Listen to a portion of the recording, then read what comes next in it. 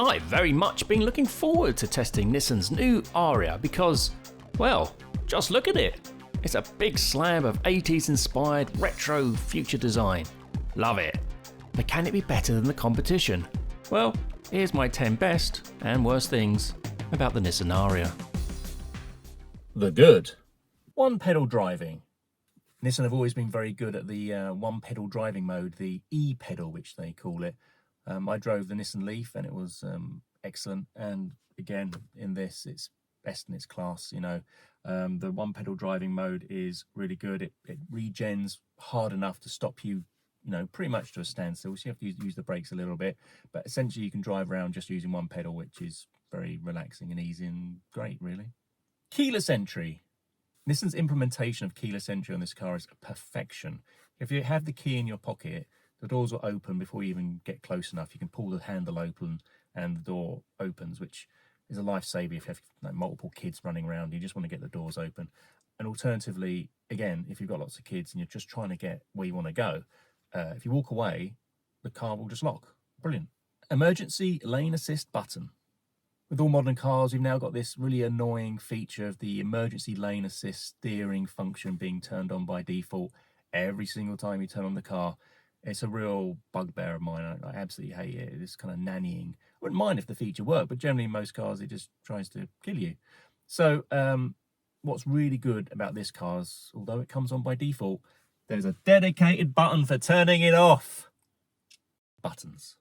With the trend of modern cars for more and more stuff to be hidden away behind the infotainment screen, it's nice to see that this and they've got dedicated buttons for stuff you kind of need to use day to day. So there's a dedicated button for getting home on your home screen, for the CarPlay, for the radio, and for all the heater controls, which is quite nice. And you've got buttons down here for the drive mode, e-pedal, and stuff like that. Sharing the car. If you do have to share the car with another person, then it's nice to see that there are dedicated seat memory buttons, which is super handy because you're not moving the chair about and shuffling it around every time you swap. On the higher range models, you do get a really funky kind of intelligent key option, which remembers your steering wheel settings, your chair settings, your mirror settings. So if you've both got one key each, then it'll just move all that stuff around for you. Brilliant. Driver's display. If you don't like the way the default information is displayed on your driver's display here, this can give you a second option, which is a lot cleaner and smarter, and I prefer that one. Specs and options. The Ariya comes in 3 specifications, and I'll put them on the screen now. For me, the mid-range Advance has everything I'd need. You can also get them with either a 63 or 87 kilowatt battery pack, and also single 2-wheel drive or dual all-wheel drive e-force motors. The boot. The Ariya has a relatively large boot, 408 litres if you go for the all-wheel drive version, or 466 if you go for the 2-wheel drive version. Nice to see a false floor so you can store your cables and get them out of the way. Charging cables. But it's really nice to see that Nissan include the correct charging cables. They give you both a Type 2 charging cable and, you know, your old style granny charger 3-pin domestic cable. Also, I think Nissan have got the best charge port locking covers I've ever seen. Lovely little latch, you can unlatch it and oh look, it just unclips and no annoying rubber bungs or things like that. The app. And as you'd expect with any modern EV, there's an app where you can control the car remotely. So you can turn on the heating, turn on and off the charge, see the charge level, find where your car is and unlock it remotely as well if you want. Cabin and storage. Really good layout in here, you know, the driving position is straight on. Nice soft padded armrest here, which is very comfortable. Padded rest here as well, which is comfortable. Large bin for water and stuff, which is really great. Cup holders in here, which is, you know, really nice as well. Everything's kind of laid out very conveniently and as you'd expect, really. The bad. Driving experience. The driving experience is good. It's just not quite as good as the best EV I've driven, which is Kia's EV6. Here, the suspension isn't quite as compliant, doesn't give you as much feel as you'd like. The steering wheel isn't quite as comfortable. It's got an unusual shape and is a little bit harder, not as padded. The brake pedal feel isn't quite as good. I mean, it's fine. It's just a bit soft. There's that disconnect between the accelerator and brake where you press the accelerator fairly firmly, and if you press the brake with the same kind of level of force, you don't really get much response. It's a lot softer pedal and you can push it a lot more. Heated steering wheel. On some models, you get a heated steering wheel, which is obviously lovely in the winter. Although Nissan have got these cold plastic bits here. So you're driving along, oh, lovely, lovely warm. You touch these bits, oh, it's cold. Maybe I'm just a very pernickety kind of person, but that just annoys me so much.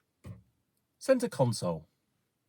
Not sure why Nissan did this, but under here, you'd expect like a big bin of storage where you can put stuff, but there's nothing. There's a tiny little tray. Infotainment system. I don't think Nissan do themselves any favours with the default setup of the infotainment system. You're kind of initially bombarded with a lot of information, most of it useless. Luckily, you can customise it quite well and take away a lot of the stuff you don't need. But it could just be laid out in a more kind of intuitive way by default. Motorised tray. You have a motorised tray down here. Watch this. Like, you push a button here. Nissan say this is for a laptop. I guess you can use it for storage as well, obviously. But I've never used it. One, if I was using a laptop, I'd have it kind of in the passenger seat on my lap, or I'd go somewhere. Having it over here isn't ergonomically very good because you're leaning over. I don't understand why you put a laptop here. And to use it for storage, it's just so slow. Like, you just don't use it. The glove compartment opens immediately, so you'd use that, or the door bins or something here. But having this kind of extra storage here, which is you have to wait for, just doesn't work for me. Rear seat buckles. Whilst Nissan got the keyless entry, just perfect for someone who has kids. If you do have child seats in the back, then the seat buckles aren't fixed, which means when you try and put the belt in, they disappear and you can't get it in, which is very annoying if you're kind of having to buckle up a 4-year-old who doesn't want to get buckled up. Front foot space. Nissan are very proud of all the space they freed up here at the front. They moved all the heating and cooling controls into the front boot, so it frees up all this space. Although they've not really done anything with it. There's no storage there or anything. It's just space, so it's kind of a wasted opportunity, isn't it? I guess you could put a bag there or something.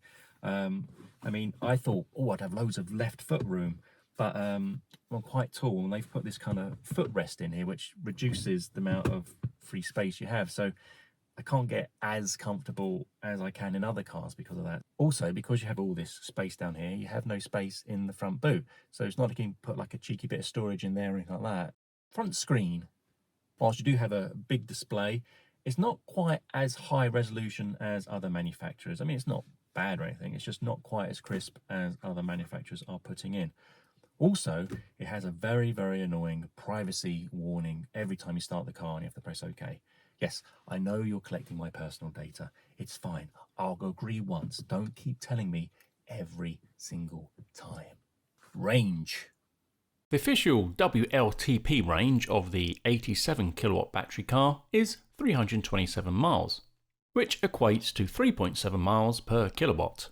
I've been driving the car on a mix of roads in autumn with the heating and heated seats on, and I got 3 miles per kilowatt. This would give a real-world range of about 261 miles. Summing up, the Ariya looks amazing. I love looking back and looking at this car and going, oh yeah, it's a good-looking car. I really appreciate the styling on this vehicle. It has real presence and stands out. Drives well and does everything you'd expect from a modern EV. It's very good in a lot of ways.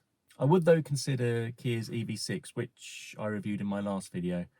It too has its faults, but I think it drives better. And all in all, it's just a little bit better laid out and considered.